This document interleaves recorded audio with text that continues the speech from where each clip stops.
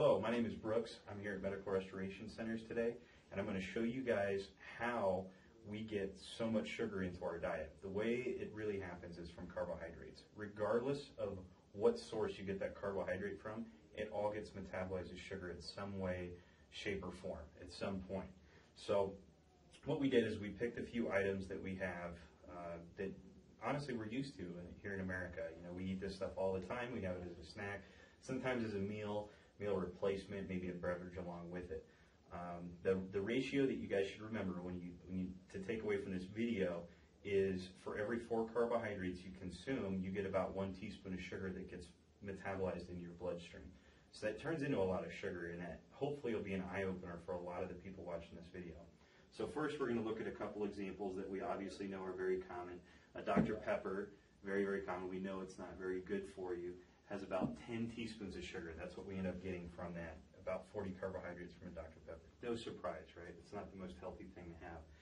One of the surprises I really want to highlight is this Odwalla, or superfood drink, which a lot of people really like. And hey, it's got better ingredients than, let's say, a soda, absolutely.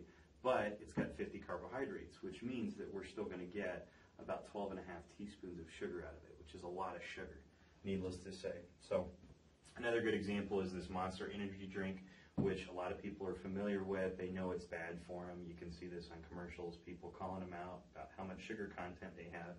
But look at the comparison of that to your Odwalla, and you can see they're about the same. So regardless of, okay, it's got some other things like caffeine and what have you, your sugar intake still is at the same level between those two drinks. So don't be fooled by the labels. A couple other things here, you got some chips. This is a really good example here that I would really like to show people. That's a Snickers and that's a Cliff Bar, right? So obviously we picked the Snickers to be the worst one to have. You can see the sugar content doesn't necessarily support that. There's more carbohydrates in a Cliff Bar than there are this Snickers bar. Obviously there's different sizes, but once again, even though this has good ingredients and it's a healthy option, just understand how much you're putting in your body.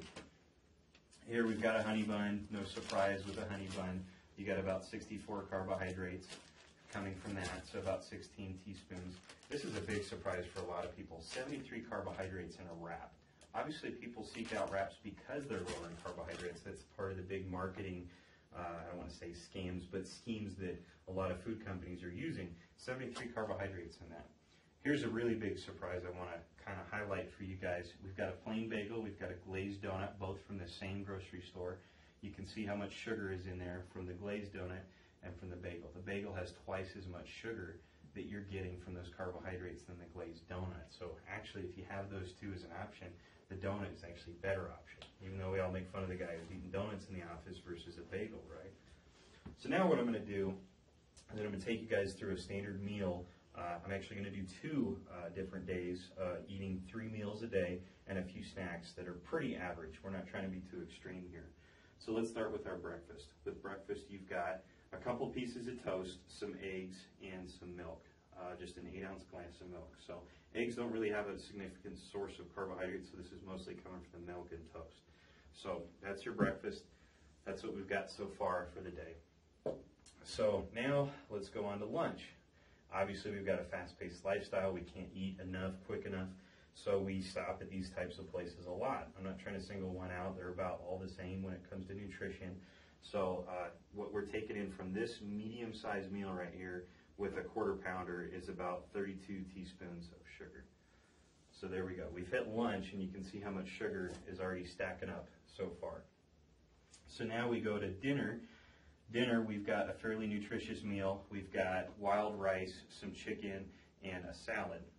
Chicken isn't a very good source of carbohydrate either, unless it's breaded or fried or something of that nature. So we're only getting 10 teaspoons. That's mostly from the salad dressing and the wild rice. So that's what we've got so far for the day. Now let's just add a couple things that realistically we're going to have throughout the day. Let's say midday you're kind of hungry. In the morning you want a superfood that we talked about, that Odwalla. So we're going to go ahead and add that. And then let's say later on during the day you just want a bag of chips, which is a pretty reasonable thing to have when you're snacking later. Maybe you're watching a movie or even on the way home you just had to have a snack. And then let's just go with one dessert item. Let's just pick hot chocolate. Let's be fairly reasonable. So as you can see, we're stacking up pretty good with that meal. We don't have the same thing every single day, so we're going to show you some variety in what it's like if we supplement some different food items for the examples that we just used. So let's go ahead and start with breakfast again. We're going to start with an orange juice, pretty common orange juice brand that you'll find at pretty much any grocery store. So we got about 11¼ teaspoons from that. Let's say you have some oatmeal, right? Apples and cinnamon oatmeal, which is pretty nutritious, right? They have a lot of sugar to those. Be really careful with the flavored one. That's the apples and cinnamon version right there. Spill a little bit of sugar, but I think we're still getting the point across. Let's see what else. Let's say we'll do a bagel for breakfast. So standard bagel you find in a grocery store. So we'll go ahead and add that. And we'll go ahead and wrap that up for your breakfast. So obviously we're having a pretty decent one. We'll use a different cylinder for this day.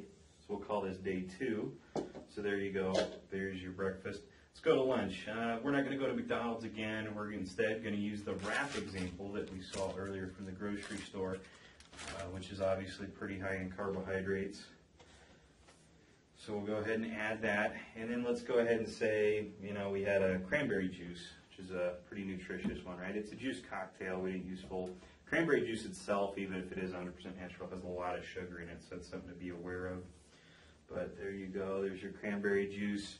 And let's just stop there, okay? So that's going to be your lunch. So we got a pretty good amount from your lunch. For dinner, we're going to do the same thing we did last time, which was 10 carbohydrates. Well, 10 teaspoons, sorry.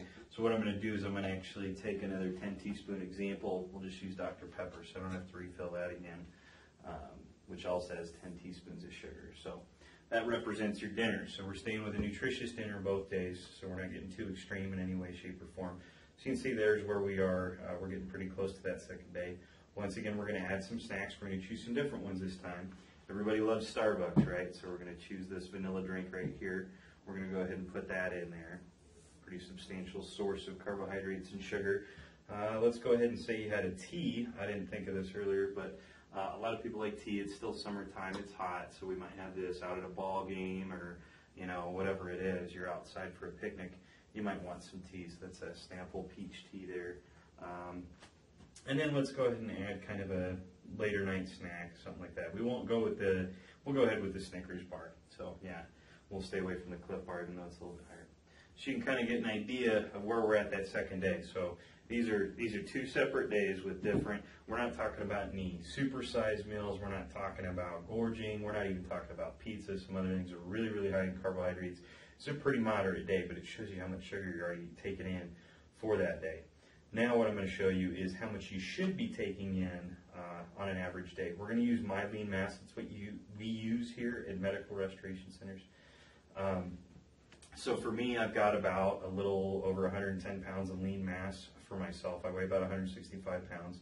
So that, using that number, we've got a way of kind of calculating what we should be taking in. And it's really close to what the FDA or USDA would recommend our intake be. So I'm going to use one of these. And I'm going to show you the difference. I'm going to show you the difference in what we just took in versus what I should be taking in every single day in carbohydrates. This is total carbohydrate intake. So once again, this isn't an extreme difference.